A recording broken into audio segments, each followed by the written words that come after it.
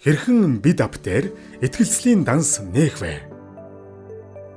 Та өөрийн бүртгэлтэй утасны дугаар болон нууц үгээхийн нэвтэрч орно.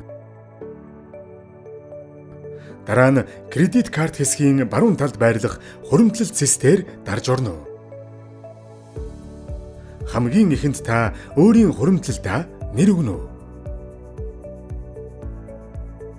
Үргэлжлүүлэн хуримтлалуудын мэдээлэл харагдах бөгөөд та өөрийн хүсэл сонирхолд нийцүүлэн хугацаа болон хүүгээ сонгон дарж орно.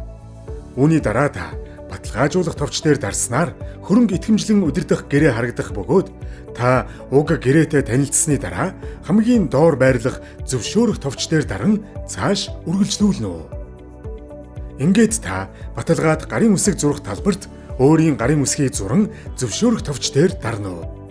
Үүний дараа нэмэлт асуулгын хэсэг дээр та хоёр асуулт дээр тийм үгүй гэх сонголтоос сонгож цааш товчийг дарна.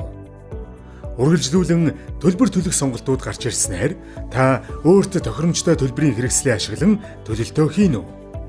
Сүүлийн алхам та гүйлгээ шалгах хэсэгт дарж төлбөр төлөгдсөн хэсгээ баталгаажуулснаар таны итгэлцлийн данс амжилттай үүсэх болно.